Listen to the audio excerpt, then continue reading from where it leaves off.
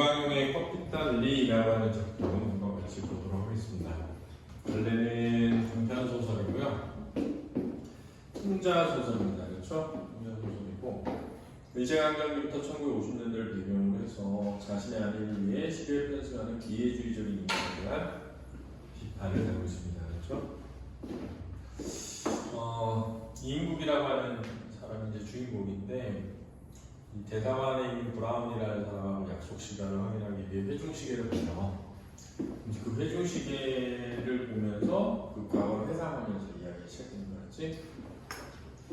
그래서 한번 보도록 보면은 이인국 박사의 병원은 두 가지 전통적인 특징을 가지고 있다라고 되어 있죠. 병원 안이 먼지 하나도 없이 정겨하다는 것과 치료비가 어느 병원의 갑절이나 비싸다는 점이다. 그래서 여느는 보통의 이런 뜻이야. 그는 새로운 환자의 추진에서는 병에 앞서 우선 그 부담 능력을 감정하는 데서부터 시작한다. 부담 능력을 감정한다. 이거 뭐냐면 돈을 낼 수 있는지부터 판단한다는 뜻이야. 신통치 않다고 느껴지는 경우에는 무슨 핑계를 대든 그것도 자기가 직접 나서는 것이 아니라 간호원으로 떠돌리게 하는 것이다. 떠돌리게 한다는 것은 요즘은 따돌리게 한다는 것은 돌려 보내게 한다 이런 뜻이 되겠지, 그지? 그렇게 중환자가 아닌 한 대부분의 경우 예지는 젊은 의사들이 있다. 원장은 다만 기록된 진찰 카드에 따라 환자의 증세에 아울러라는 건 더불어 이런 뜻이나 경제 정도를 판정하는 최종 진단을 내리면 된다. 자, 여기서 이제 드러나는 이인국이라는 인물의 성격이 드러나지, 그지? 자, 이제 이인국은 뭘 중시해? 돈을 중시하는 거죠, 그죠? 직업은 일단 뭐니? 의사죠. 근데 이제 인물의 성격이라고 하는 것은 직업도 포함되니까. 자, 의사라는 직업은 환자의 병을 뭐 하는 거야? 치료하는 사람이잖아, 그지? 근데 이 사람은 병을 치료하는 것이 목적이 아니라 뭘 버는 것? 돈을 버는 것을 더 중시하는 사람인 거지, 그지? 이런 거는 약간 속세적, 속물적이라고 하는 거야. 속물적인 인간형이죠, 그죠?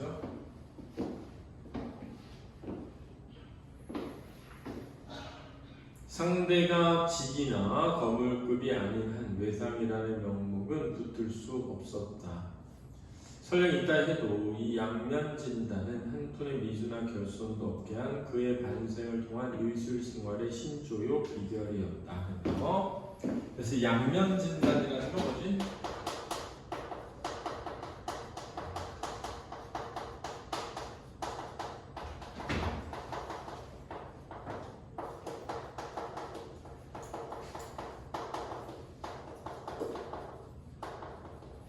하나는 병의 정도, 그리고 하나는 경제력의 정도가 되겠지, 그지? 그러기에 그의 고객은 외정 시대에는 주로 일본인이었고 현재는 권력층이 아니면 재벌의 셈 속에 드는 측근들이어야만 했다. 자, 왜지? 그가 뭘 중시하니까? 경제력을 중시하니까. 그의 일관에 아침에 진찰실 나오자 손가락 끝으로 창틀이나 탁자 위를 훑어 무태안경 속 움푹한 눈으로 응시하는 일에서 출발한다. 그렇습니까? 뭐에 집착하고 있죠?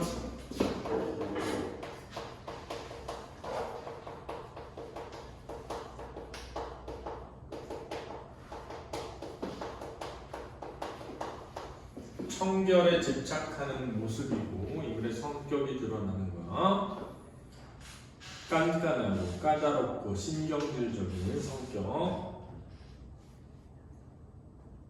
자, 이런 이제 보여주기 방식이라든지 간접적으로 제시하는 거야. 이때 손가락 끝에 먼지만 묻으면 불호령이 터지고 간호원은 하루 종일 원장의 신경질에 부대껴야만 한다. 그래서 신경질적이라고 한다. 그렇지? 아무튼 단골 고객들은 그의 정결한 결백성에 감탄과 경의를 표임하지 않는다. 자, 여기서 또 뭐를 할 수 있냐면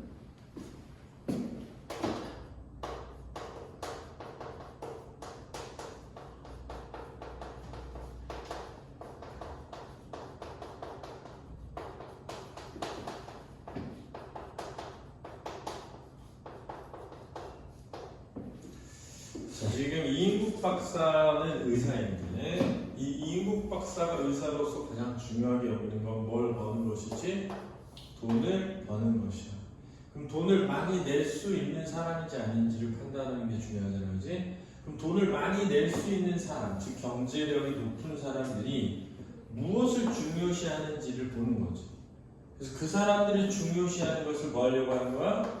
잘 지켜내려고 하는 거지. 그러니까 한편으로는 이인국이라는 한 개인의 특징이기도 하지만 한편으로는 저 청결함을 유지하는 것도 사실은 이인국의 속물적 속성 때문인 거지. 이해됐니?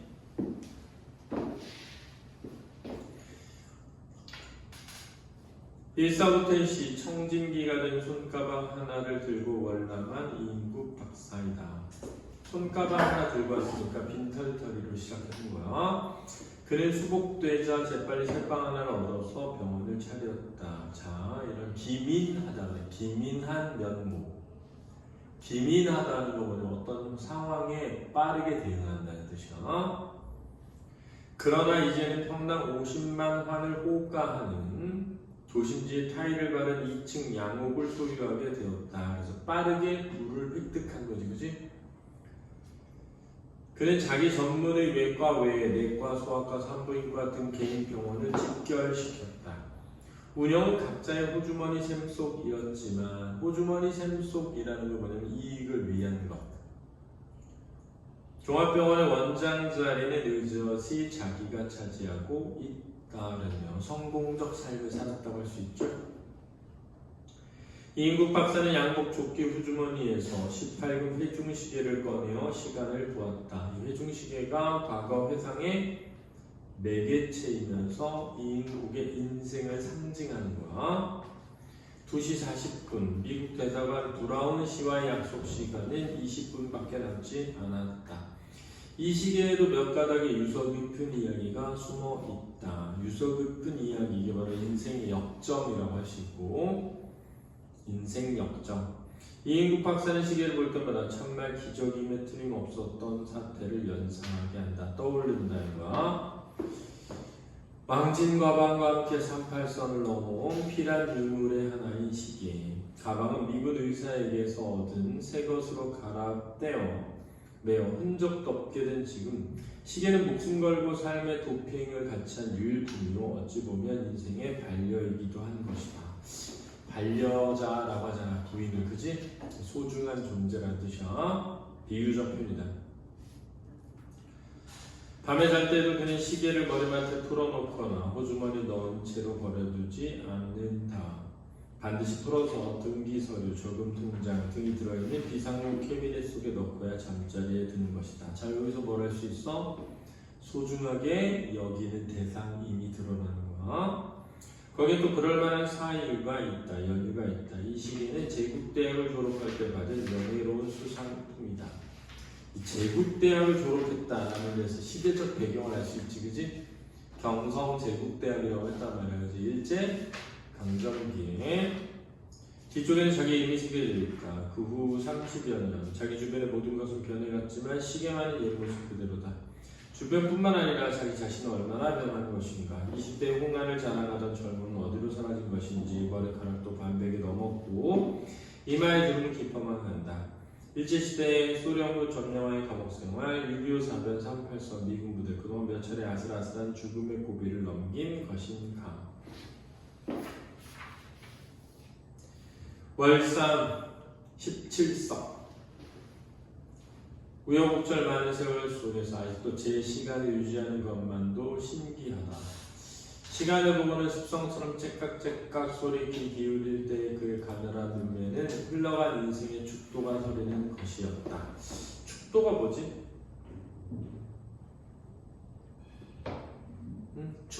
축소해 놓은 지도, 알았지? 축소. 축소해 놓은 지도.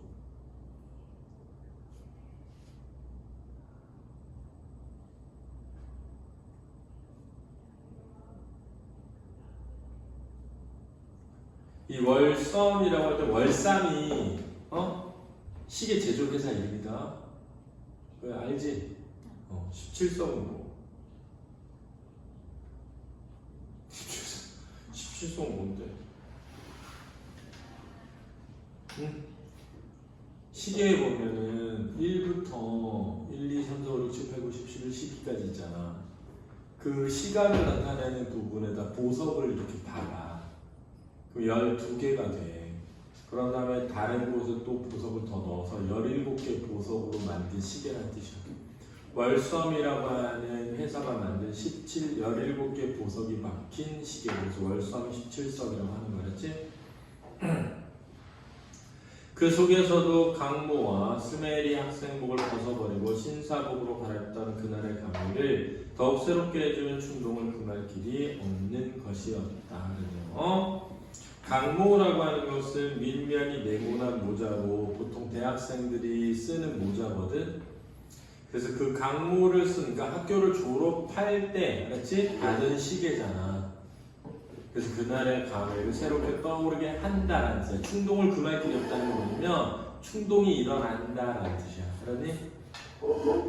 자, 그래서 중략되어 있는데 그러면서 이제 과거를 뭐해? 회상하는구나. 국어 상용의 가 그랬는데 국어가 뭐니 여기서?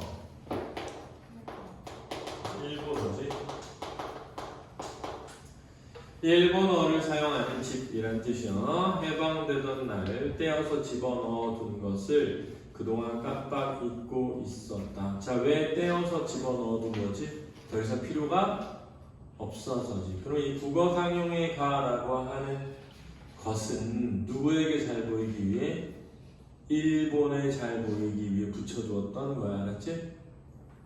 그 액자틀 뒤를 열어 음식점 면허장 같은 두터운 모조지를 빼내서 글자 한자도 제대로 남지 않게 손끝에 힘을 주어서 꼼꼼히 찢었다. 그래서 해방이 되면서 친일 행적을 뭐 하는 거야? 지우는 것이죠. 이 종이장 하나만 해도 일본인과의 교제에 있어서 얼마나 떳떳한 구실을 할 수 있었던 것인가. 야릇한 미련 같은 것이 섬광처럼 머릿속을 스쳐갔다. 야릇한 미련이라고 하는 건 뭐냐면 찍고 싶지 않다라는 거였지. 왜? 그동안 나에게 뭘 줬던 거야? 이익과 도움을 주었던 것이어서. 알았지? 한자도 일본말 모르는 축은 거의 오는 일이 없었지만 왜? 경제력을 중심으로 판단해 왔기 때문에. 알았지? 대외관계는 물론 집 안에서도 일체 일본말만 써왔다. 해방의 도둑이 써오는 제 나라 말이 오히려 의사변에 어색함을 느낄 만큼 그에게는 거리가 먼 것이었다. 그만큼 어떤 사람이었던 거야? 친일파였던 거지. 친일파. 마누라의 솔선수범하는 내조지공도 컸지만 애들까지도 끝잘 지켜주었기에 이 종이장을 탄 것이 아니었던가? 뭘 지켜줬다는 거야? 일본말 사용하는 거야. 알았니? 그것을 탄 날엔 온 집안이 무슨 큰 경사나 난 것처럼 기뻐들 했었다. 잠꼬대까지 국어로 할 정도가 아니라면 이 영예로운 기회 얻을 수 있겠소? 자, 국어가 뭐라고 해서? 일본말. 하던 국민총력연맹 지부장의 웃음 띤 치아 소리가 떠올랐다. 치아는 칭찬, 축하야. 칭찬과 축하의 소리가 떠올랐다. 잘했어, 축하해, 이런 말이지. 그럼 여기에 국민총력연맹 지부장도 일본놈 아니면 일본 친일파겠지, 그지? 그 순간 자기 자신은 아이들을 소학교부터 일본 학교에 보낸 것을 얼마나 다행으로 여겼던 것인가. 그는 자, 이렇게 일본 학교를 보낸 이유는 뭐지? 자기의 이익을 위해서지? 자기의 출세와 이익을 위해서. 그는 후하고 한숨을 내뿜었다. 그리고는 저금 통장의 잔액을 깡그리 내주던 은행 지점장의 후에 세상 공헌을 보였다.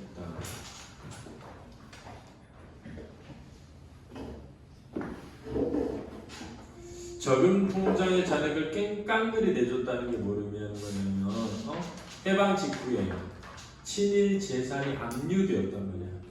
친일 재산 압류 전에 돈을 빼갈 수 있게 도와줬다는 말이니 그거마저 없었더라면 등골에 오싹한 네가 느껴왔다.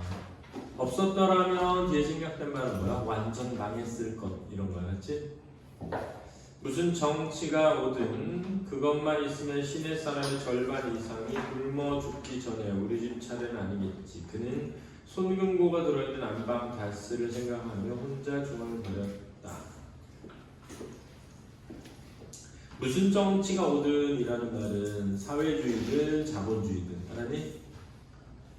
그것만 있으면 돈만 있으면 알았지? 그 돈 시내 사람 절반 이상이 굶어 죽기 전까지 우리 집 차례는 아니겠지. 그는 손금고가 들어있는 안방 단스를 생각하며 단스라고 하는 건 장롱 같은 거야. 혼자 중얼거렸다. 이인국 박사는 무슨 일이 일어나도 꼭 자기만은 살아남을 것 같은 막연한 기대를 곱씹고 있었다. 이제 기회주의적인 인간의 뭐가 나타나? 모습이 나타나는 겁니다. 그렇죠? 이해되니? 자, 그래서 이 부분은 이제 브라운 박사를 기다리면서 회중시계를 보고 과거를 회상한 때까지의 내용이고요. 알았니? 근데 이제 해방 이후에 그렇지? 일제 때에 친일하는 일을 했던 것을 알고 있는 한 치료해줬던 청년으로부터 고발을 당해서 감옥에 갇히게 되고 감옥에서 이제 강제로 환자를 돌보라는 명령을 받아서 돌보다가 스탠코프인가는 소자의 뒤에 혹이 있는 걸 보고 나 그 혹 떼줄 수 있는 수술할 줄 알아 이렇게 말해가지고 혹을 성공적으로 떼줘. 그래서 그 스탠코프 소장과 하는 애가 너 캡틴 리 이렇게 불러줘. 캡틴이 러시아 말로 껍비딴인 거야. 껍비딴. 그래서 이제 북한에서 이 소련 장교를 등에 업고 잘 나가면서 자기 아들을 러시아로 유학을 보내. 근데 전쟁이 일어난단 말이야. 전쟁이 일어났는데 월남을 해. 월남을 해서 남한에서 성공해가지고 미국에 가려고 딸을 유학을 보내놓고 자기도 미국에 가려고 이 브라운 박사를 만나는 거지. 근데 아들은 러시아에 가서 소식 두절됐어. 전쟁 중에. 딸을 미국에 보냈더니 미국 사람하고 결혼한대. 근데 어쨌든 이 사람은 일제시대는 일제 편에, 북한에 있을 때는 러시아 편에, 소련 편에, 남한에 있을 때 미국 편에 들러붙어서 자기 자신의 출세와 영단을 위해서만 살아가는 존재거든. 기회주의적인 인간관계 모습을 통해서 비판하는 내용입니다. 알겠니? 그렇습니다.